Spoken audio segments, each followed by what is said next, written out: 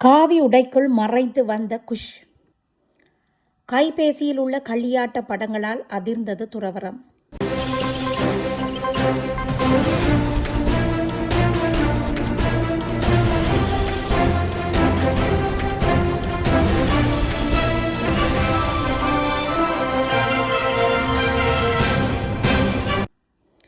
பண்டார்நாயக்கா சர்வதேச விமான நிலையத்தில் போதைப்பொருள் கைப்பற்றப்பட்ட சம்பவம் தொடர்பில் கைது செய்யப்பட்ட 22 பௌத்த பிக்குகள் எதிர்வரும் மே மாதம் 2ஆம் திகதி வரை விளக்கமறியலில் வைக்குமாறு கொழும்பு நீதவான் நீதிமன்றம் உத்தரவிட்டுள்ளது என்ற செய்தி இன்று ஊடகங்களில் பிரதான தலைப்புச் செய்தியாக சர்வதேசத்தில் காட்சிப்படுத்தப்பட்டாலும் இலங்கை ஊடகங்களில் இருட்டடிப்பு செய்யப்பட்டதாகவே இருக்கிறது.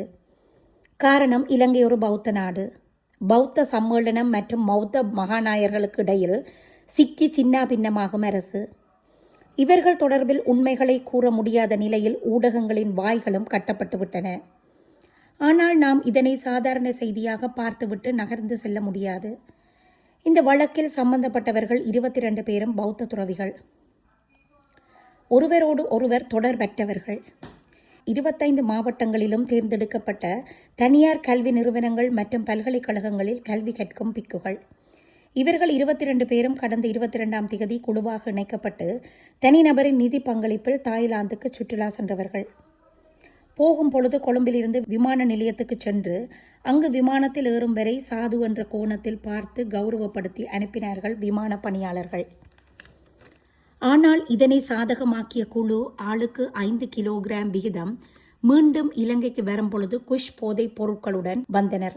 இலங்கையிலிருந்து போகும்போது இருந்த நிலைக்கும் வரும்பொழுது இருந்த அமைப்புக்கும் உடல் அங்க அசைவுகள் அத்தனையும் வேறாக இருந்தது. இவர்களது தொலைபேசிகள் பரிசோதனைக்காக வைக்கப்படும் பொழுது அவர்களில் பதட்டம் தெரிந்தது. இதையடுத்து அவர்களது உடைமைகள் பரிசோதனைக்கு உட்படுத்தப்பட்ட பொழுது விபரம் வெளிச்சத்துக்கு வந்தது. சிறுவர்களுக்கு கொடுப்பதற்காக கொண்டு வரப்பட்ட பிஸ்கட் சாக்லேட்டுக்கு நடுவில் குஷ் போதையும் இருந்தது. ஒன்றில் ஆரம்பமான சோதனை 22லும் ஒரே வகையாக, ஒரே விதமான, ஒரே அளவில் இருந்தது. மொத்தம் 110 கிலோகிராம். பெறுமதி இலங்கை மதிப்பில் 110 கோடி என தகவல்கள் வெளியாகின. இதையடுத்து இவர்களது போன் பரிசோதனைக்கு உட்படுத்தப்பட்டது. அப்போ இலங்கையில் இருந்து சென்ற 22 பிக்குகள் தாய்லாந்தில் காவி உடையை களைந்துவிட்டு சாதாரண நபர்கள் போல் மது, மாது, போதை, புகை என வகை வகையான சிற்றின்பத்தை அனுபவித்த படங்கள் ஒவ்வொன்றாக வெளிவந்தது. பரிசோதகர்களுக்கே நம்ப முடியவில்லை. புகைப்பட பகுதி முடிவடைந்ததும் குறுஞ்செய்திக்கு சென்ற பொழுது அங்கு விபரங்கள் விபரீதமாக இருந்தது. காரணம், அங்கு பலரது பெயர்களுடன் வித்தியாசமான அடுக்கு இலக்கங்கள் இருந்தன. அதிலும் வடமாகாணத்தை பிரதிபலிக்கும் வகையிலான ஏஜென்ட்டுகளின் பெயர்களும் இலக்கங்களும் பதியப்பட்டிருந்தன. அத்தனை பேருடன் அத்தனை தொலைபேசிகளையும் உடைமைகளையும் கையகப்படுத்தி பிக்குகளை விமான நிலைய போலீசாரிடம் ஒப்படைத்த பின் அவர்கள் எதிர்வரும் மே மாதம் 2ஆம் திகதி வரை விளக்கமறியலில் வைக்குமாறு நீதிமன்றம் உத்தரவிட்டது. இந்த சம்பவத்தில் பிக்குமார் ஏன் சுற்றுலா சென்றார்கள்? திட்டமிடப்பட்டு சிக்க வைக்கப்பட்டார்களா அல்லது போதை வியாபாரிகளின் கடத்தல் ஏஜென்ட்டுகளா என்று பல கோணங்களில் விசாரணைகள் நடைபெற்று வருகின்றன. இந்த விசாரணைகளின் முதல் கட்டத்தில் வெளிவந்த தகவல்கள் தான் இன்னும் ஆபத்தானது. 22 பிக்குகளும் ஏப்ரல் மாதம் கோட்டாவில் 3 பேர் கொண்ட குழு சுற்றுலாவுக்கு அனுப்பியிருந்தார்கள்.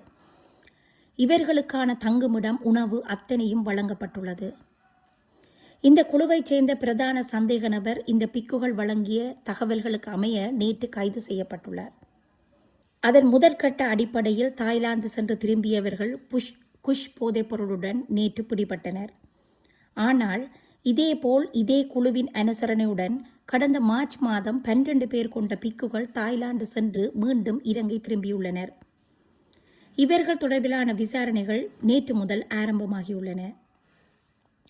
இதேவேளை மே மாதம் தாய்லாந்து செல்வதற்கு இந்த மூவரால் திட்டமிடப்பட்டு தயார் நிலையில் பல பிக்குகள் உள்ளனர். அவர்கள் தொடர்பிலும் விசாரணைகள் ஆரம்பமாகியுள்ளன. எனவே இந்த 22 பேரும் கசப்ப தேர சொல்வது போல் போதைப் பொருளுடன் துறவிகள் கைதான சம்பவத்துக்கு பின்னணியில் அரசாங்கமும் ஜேவிபி உறுப்பினர்களும் இருக்கக்கூடும். பிக்குகளுக்கு போதைப் பொருட்களை பழக்குவது ஜேவிபி உறுப்பினர்களே என கூறி பிக்குகளின் செயற்பாட்டை தவறில்லாத கோணத்தில் பார்க்கிறார் என்றால் கசப்ப தேரரின் நிலையையும் போலீசார் விசாரணைக்கு உட்படுத்த வேண்டும். காரணம், இதே கசப்ப தேரர் இரவோடிரவாக புத்தரை கடற்கரையில் வைத்து இன முரண்பாட்டை கிளப்பியவர் இன்று பிணையில்தான் வெளியில் வந்து நடமாடுகிறார். அதேபோல் நாவக்குழி இளம்பிக்கு 16 வயது சிறுமியை துஷ்பிரயோகத்துக்குட்படுத்திய வழக்கு நீதிமன்றத்தில் உள்ள பொழுது ஜனாதிபதி சட்டத்தரணி சுமந்திரன் யாழ்ப்பாணத்தில் விகாரை இருப்பதையும் விகாராதிபதிகள் இருப்பதையும் விரும்பாமல் தொடர்ந்து நாடகமாடி வருகிறார் என்று பாலியல் குற்றவாளிக்கு வக்காலத்து வாங்கியவர் இன்று 22 பிக்குகளையும் பால் குடிகளாக சித்தரித்து அறிக்கை விடுகிறார் என்றால் உங்கள் மனதிலுள்ள குரோதம், வன்மம், காழ்ப்புணர்ச்சி அத்தனைக்கும் முடிவே இல்லையா என எண்ண தோன்றுகிறது. இவற்றுக்கப்பால் கசப்ப தேரரை விட வன்மம் கொண்ட ஞானசார தேரர் நாடே தேரர்களால் தலை குனிந்திருக்கும் பொழுது இன்று எதுவுமே நடக்காத மாதிரி அறிக்கை விடுகிறார். எதிர்வரும் 27ஆம் திகதி முதல் வெசாக் வாரம் ஆரம்பமாகிறது. ஆனால் எதிர்வரும் 30ஆம் திகதி இஸ்லாமிய நாட்காட்டியின்படி ஹஜ் பெருநாள் அமையக்கூடும். அனைத்து உயிர்களும் மரணத்துக்கு அஞ்சுகின்றன. விலங்கு பலியிடல் மற்றும் பசுவதை போன்ற செயல்களால் கடந்த காலங்களில் நாட்டின் பல்வேறு பகுதிகளில் அமைதியற்ற சூழ்நிலைகள் உருவாகின. எனவே வெசாக் வாரத்தில் மாடு அறுப்பது தடுக்கப்பட வேண்டும் என கூறியுள்ளார். ஞானசார தேரர் அவர்களே, கடந்த காலங்களில் விலங்குகள் பலியிடப்பட்டதாலோ மாடுகள் அறுக்கப்பட்டதாலோ சமூகத்தில் குழப்பங்கள் ஏற்படவில்லை.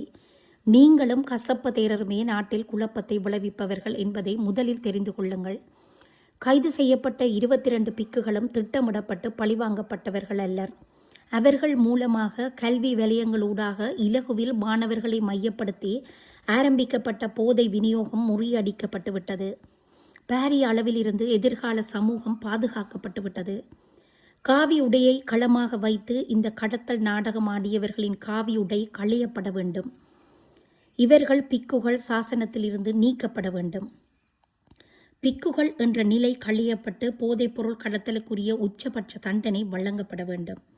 அதே நேரம் இவர்களுக்கு ஆதரவாக எதிர்க்கட்சிகள் அரசியலில் வக்காலத்து வாங்கி வாய்ப்பேச்சு வந்தால் அவர்களும் இவர்களுடன் கைது செய்யப்பட்டு இந்த குற்றச்சாட்டுக்கு உடந்தையானவர்களாக கருதப்பட்டு தண்டிக்கப்பட வேண்டும். வழக்குகள் விரைவுபடுத்தப்பட வேண்டும். தண்டனைகள் அறிவிக்கப்பட வேண்டும். பாரபட்சமற்ற தண்டனை அனைவருக்கும் பாடமாக அமைய வேண்டும்.